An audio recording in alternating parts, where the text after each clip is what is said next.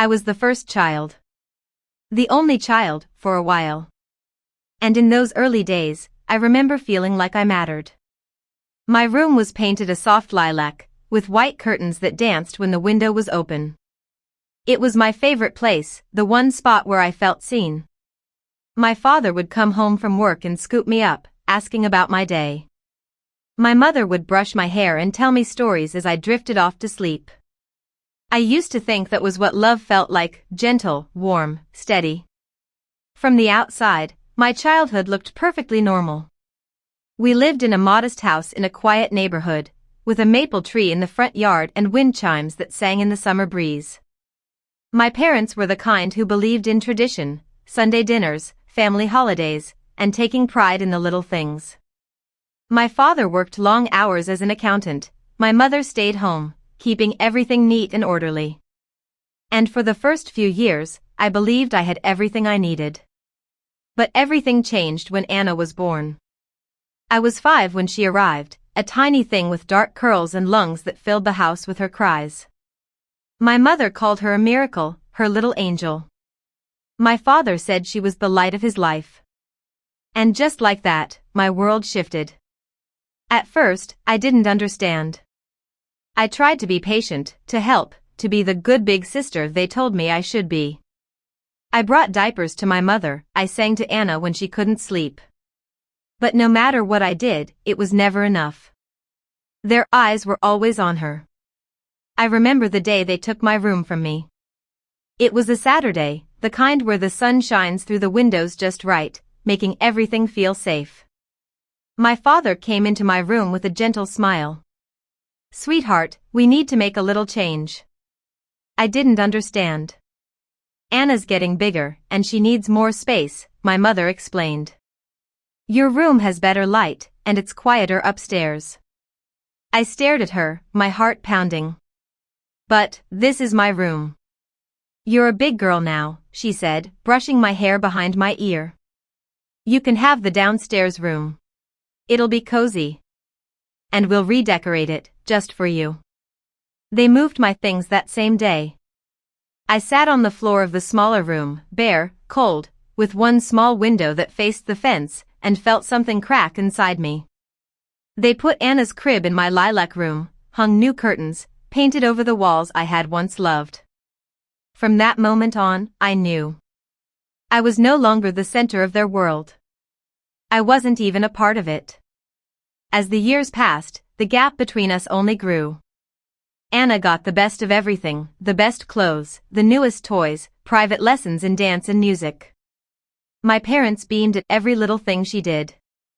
Her drawings were praised, her grades celebrated. I was the shadow in the background, the afterthought. When I brought home a certificate for perfect attendance, my mother glanced at it and said, "That's nice, dear," before turning back to help Anna with her science project. At family gatherings, people would comment on how beautiful Anna had become, how talented, how bright. And then they'd look at me, searching for something polite to say. "Lydia's the quiet one," they'd offer. Or, "She's responsible, isn't she?" Like being steady was all I was good for. I learned not to expect praise. Not to hope for attention. I worked hard, harder than anyone else I knew, just to hear a simple "well done." It rarely came. But I didn't stop. I couldn't. Somewhere inside me, I still believed that if I just achieved enough, if I became successful enough, they would finally see me. That dream followed me into adulthood, into every late night at the office, every promotion I chased, every silent victory I kept to myself. I thought if I climbed high enough, they would have no choice but to notice. I was wrong. Growing up as the forgotten daughter teaches you not to expect much, but nothing prepared me for the day my parents made it crystal clear just how little I meant to them. It happened the summer after I graduated high school. I had worked hard for years, pouring myself into my studies, believing that maybe, just maybe, getting into a good college would finally earn their recognition. I had been accepted into 2 respected universities, both with partial scholarships, but there was still a gap, one I hoped my parents would help me bridge. After all, they had always said they were saving for our education. Both of you, they'd said. We want the best for our girls. I should have known. We were sitting at the kitchen table, the one that had seen countless family dinners filled with laughter, at least, laughter that I watched from the sidelines. My acceptance letters lay neatly in front of me, alongside the financial aid forms. I'd rehearsed what I was going to say, how I would explain every detail, every number. I even thought they'd be proud. I just need help with the rest of the tuition, I said, trying to keep my voice steady. The scholarship covers part, but not all. If I can just get some support for the first year, I'll cover the rest myself. I promise. My mother exchanged a glance with my father. It was the kind of look that said they had already made a decision, one I wasn't going to like. Lydia, my father began, we've been thinking, and, well, your sister has just been accepted into a top preparatory school. It's an amazing opportunity. My stomach tightened. We need to use the savings for Anna, my mother added, her tone almost apologetic. Almost. Her tuition is higher, and she'll need extra support. It's not that we don't want to help you, but we have to prioritize. Prioritize? I repeated, barely able to breathe. You said the money was for both of us. We didn't expect both of you to need it at the same time, my father said, already turning away, as if the matter was settled. You can take a gap year, work, maybe start at community college. I couldn't speak. Couldn't cry. I just nodded, because what else was there to do? That night, I sat on the edge of my bed in the cramped downstairs room, feeling like every ounce of hope had been wrung from me. My dreams, everything I had worked for, vanished in a single conversation. Anna, as usual, didn't even notice. But someone did. The next morning, I found myself at my grandparents' house. My grandmother, Cynthia, had always had a way of knowing when something was wrong. She didn't ask questions, just sat me down at the kitchen table with a cup of tea, waiting. They're not helping me, I said quietly. They're giving it all to Anna. Her eyes narrowed, sharp and unwavering. I see. Grandpa Adam joined us, setting down his newspaper. What do you need, Lydia? I can't ask you for. You're not asking, Grandma Cynthia interrupted. We're offering. I looked up, unsure if I'd heard her right. We'll pay for your education, she said, reaching across the table to squeeze my hand. Every cent. No loans. No conditions. We believe in you. Tears stung my eyes, but I refused to let them fall. For the first time, someone believed in me, not because they had to, but because they wanted to. That was the moment everything changed. College was a revelation. For the first time in my life, I was free from comparisons, free from the shadow of Anna's perfect smile and my parents' impossible expectations. I threw myself into my studies, majoring in finance. Numbers didn't play favorites. They didn't lie or manipulate. They rewarded hard work, and I was more than willing to give it. I spent late nights in the library, weekends at workshops, absorbing everything I could. I didn't just want to succeed, I needed to. Not to prove anything to my family, but to prove something to myself. By my second year, I had caught the attention of one of my professors, Dr. Raymond Elgin. He was a man known for his brutal honesty and high standards, so when he pulled me aside after class one afternoon, I was certain I'd done something wrong. You ever thought about applying for internships? He asked. I blinked. I mean, I've looked. You should consider Bradley and Kent, he said. They're competitive, but they'd be lucky to have someone like you. I applied that night. The interview was intimidating, glass walls, sharp suits, and eyes that seemed to see straight through me. But I stood my ground, spoke with confidence, and walked out knowing I had left everything on the table. A week later, I got the call. I was in. The internship at Bradley and Kent Capital was my first real taste of the world I wanted to belong to. Fast-paced, ruthless, and demanding, but I thrived. I stayed late, volunteered for projects no one else wanted, asked questions when others stayed silent. By the time I graduated, they offered me a position as a junior investment analyst. It wasn't easy. I was the youngest on my team, constantly having to prove I deserved my place. But I didn't flinch. I learned to spot patterns others missed, to trust my instincts, especially when something didn't add up. It was those instincts that saved the firm. I had been reviewing a portfolio of tech stocks, digging deeper than usual, when I noticed discrepancies. The numbers were too clean, the growth too perfect. I spent nights cross-referencing data, pulling old reports, chasing a thread no one else seemed to see. And what I found was damning. Those companies were inflating their revenue, falsifying sales to lure investors. If we didn't pull out, we stood to lose millions. I brought my findings to the executive board, my hands shaking but my voice steady. I laid out every detail, every risk, every consequence. They listened.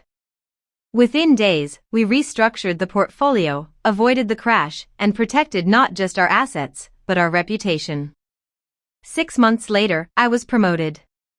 They gave me the resources to develop a risk assessment system I had dreamed about, one that went beyond numbers, that factored in behavioral trends, market sentiment, and global shifts. Sentinel, we called it. And it worked. Bradley and Kent began outperforming firms we had once lagged behind. My name, once just another line on a staff directory, now carried weight. I had built something. From nothing. From no one. I wasn't just the forgotten daughter anymore. The day I was appointed Chief Investment Officer at Bradley and Kent felt like stepping into a life I had only dared to imagine. Years of grinding work, sleepless nights, and quiet ambition had finally led me here, to the top. At 31, I was one of the youngest executives the firm had ever promoted, and the first woman to hold the position in over 2 decades. It wasn't just a title. It was a symbol that I had made it, not through shortcuts, not through anyone's favor, but through sheer determination. For once, I wanted to celebrate. Really celebrate. Not in the sterile glow of a corporate boardroom, or with the polite applause of colleagues. I wanted to mark this moment with something more personal. A small gathering, a night to honor not just my career but the journey that led me here. And despite everything, despite the years of neglect and favoritism, I wanted my family to be part of it. I called my mother. Her voice was warm, almost too warm, when she picked up. Lydia. I heard the news. Oh, we're so proud of you. The words felt foreign coming from her mouth, but I let myself believe them, if only for a moment. I'd like to have a small party, I told her. Nothing big, just close family and a few friends. Maybe at the house? Of course, darling. Leave it to me. You don't need to stress over details, you've worked so hard. Let me take care of everything. I hesitated. I'll send you the money. Just make sure it's simple. Elegant. This is about the promotion, not anything else. Of course, she repeated, as if I'd insulted her by even suggesting otherwise. I transferred $2,800 to her account that evening. The day of the party arrived with an early winter chill, the sky heavy with gray clouds that seemed to mirror the weight in my chest. Still, I dressed carefully, black tailored trousers, a silk blouse, and the delicate gold bracelet my grandparents had given me the day I graduated college. I wanted to look like who I had become. Confident. Grounded. Visible. As I pulled into the driveway of my childhood home, I felt a strange mix of nostalgia and dread. The house looked the same, white shutters, neatly trimmed hedges, the same wind chimes by the door. But something felt off. The cars lined up outside, more than I had expected, more than I had invited. I stepped inside and immediately knew. The decorations were extravagant. White orchids and silver ribbons adorned every surface, a champagne tower sparkled under the chandelier. Soft music played in the background, and clusters of guests chatted animatedly, glasses in hand. But it wasn't until I saw the banner above the fireplace that the truth hit me like ice water. Congratulations, Anna and Steve. My heart stopped. In the center of the room stood Anna, glowing in a pale blue dress, her hand intertwined with a man I barely recognized, Steve, her boyfriend of just a year. Around them, guests laughed, hugged, toasted. I stood frozen in the entryway, the air suddenly too thick to breathe. My mother spotted me and hurried over, her smile tight. "Oh, Lydia, you're here. Isn't it beautiful? What is this?" My voice was low, controlled. "Well," she said, lowering her voice to a conspiratorial whisper, "Anna and Steve got engaged last week. We thought, what better time to celebrate? Everyone's here already." I stared at her, numb. This was supposed to be my celebration. Her eyes flickered, and for a moment, I saw the truth behind them. She didn't care. My father appeared at my side. He placed a firm hand on my arm, steering me away from the crowd. "Don't cause a scene," he said sharply. "This is a family event. Don't ruin it for your sister." I pulled my arm free. "I paid for this. You'll lose everything if you make this about you," he snapped. "We've had enough of your selfishness. You want to be part of this family? Then act like it." Selfish. The word echoed in my head like a bad joke. After years of being the one cast aside, now I was selfish for wanting one moment that was mine. No more. I turned, walked calmly to the front of the room, and picked up a glass. The chatter died down as I raised it slightly. "Excuse me," I said, my voice cutting through the silence. "May I say a few words?" Anna looked at me, surprise flickering across her face. Steve shifted uncomfortably. "I want to thank you all for coming," I began, my gaze sweeping across the room. "I'm sure you're wondering why you're here tonight, so let me clear that up." My parents moved toward me, but I held up a hand. This party was meant to celebrate a milestone in my life. A personal and professional achievement that I've worked years to reach. I was recently appointed Chief Investment Officer at Bradley & Kent, a role I've earned through hard work and dedication. A murmur spread through the guests. I sent $2,800 to my mother to organize this gathering, to mark this moment with family. But somewhere along the way, it became about something else. I turned to Anna, her face pale now. "I didn't know you were engaged. But I'm sure Steve didn't know this party was funded with money meant for someone else's celebration." Steve blinked, confused. "What? You didn't tell him?"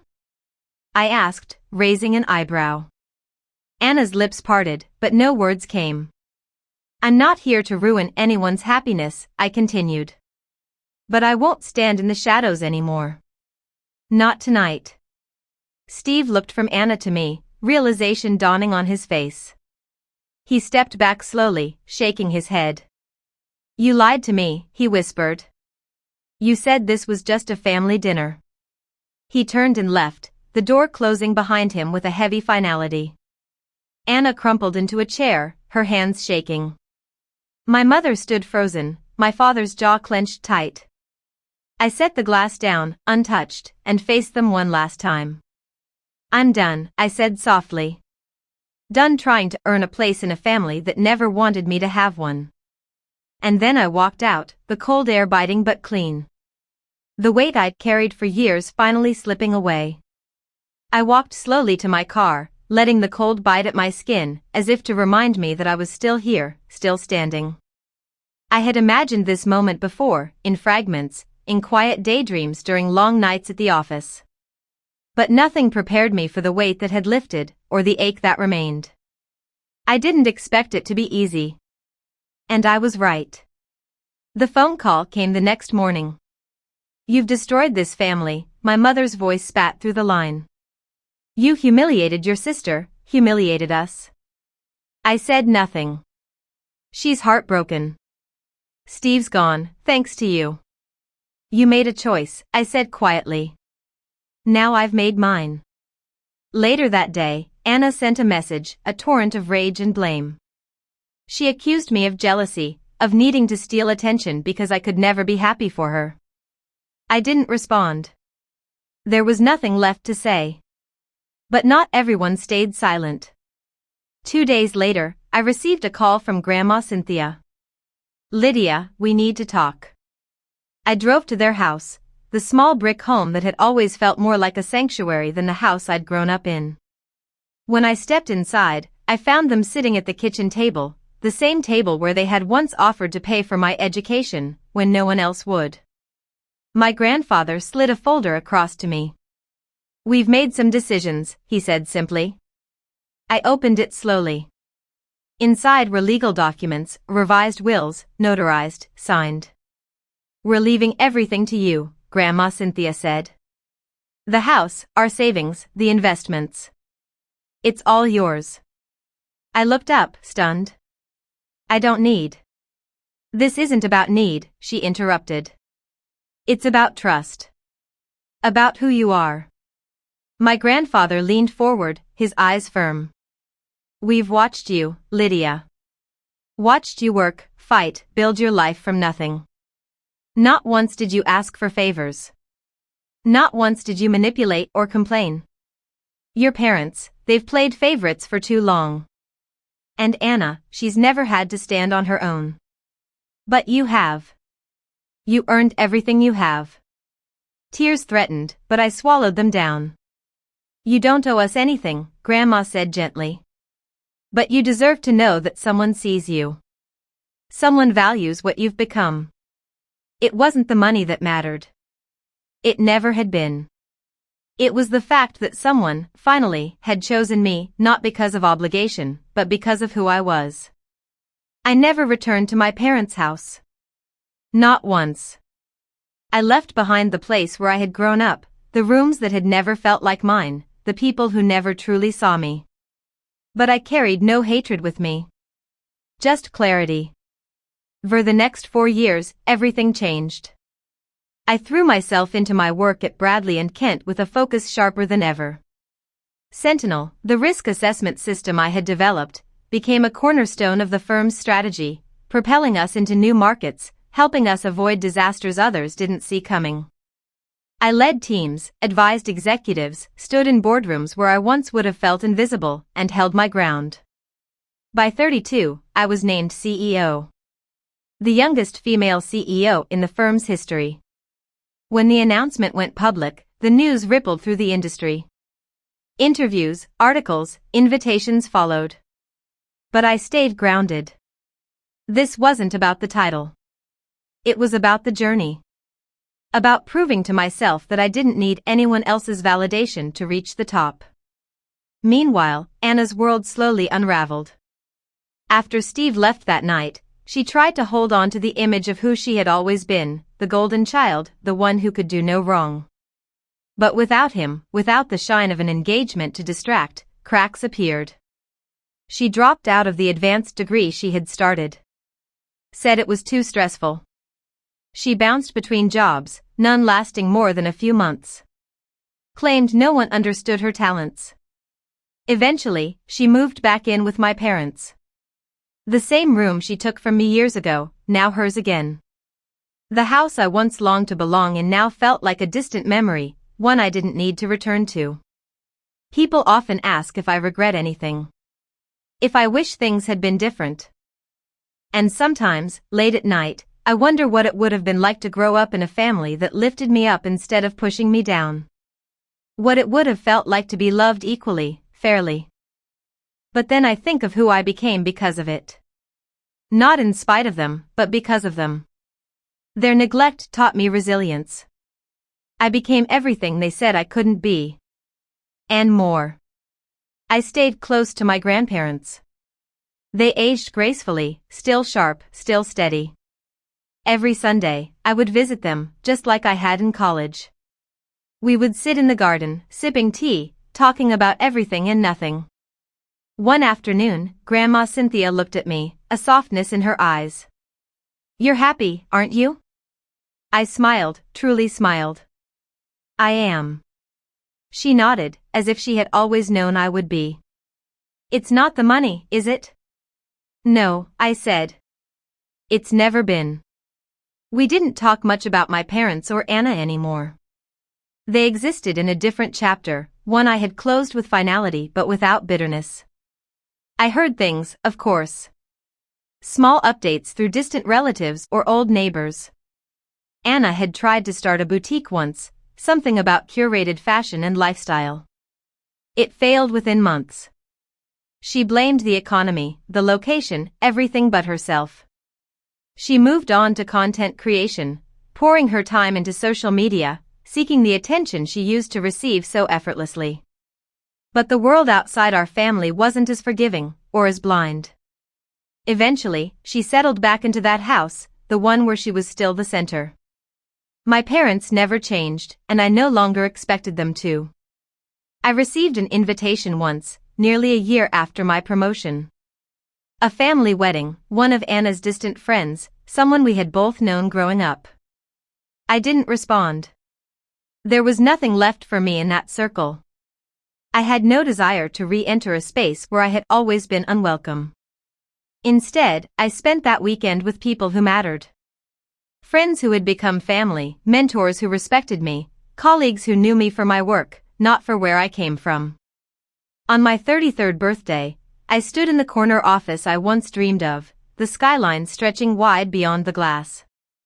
A small team had gathered, bringing cake, laughter, and genuine joy. They toasted to my leadership, to our shared success, to a future we were building together. As I looked around, I realized something profound. I had created a life that was mine. Entirely mine. And though I started from a place of neglect, of being overlooked and underestimated, I had become a woman who no longer needed to fight for space. That evening, I walked through my apartment, light-filled, quiet, peaceful. On the bookshelf, framed carefully, sat two things: a photograph of my grandparents in their garden, and a small brass plaque I had made for myself. You are enough. Not because someone else said so, but because I decided it. Sometimes I think about the girl I used to be, the one who watched from the edges, who waited for someone to notice her, to choose her. I wish I could reach back in time, take her hand, and tell her. You don't need their light to shine. You are your own. Thank you for following Lydia's journey, from a forgotten daughter to a woman who built her life on her own strength and values. Let me know if you'd like to explore more stories of resilience, family, and justice.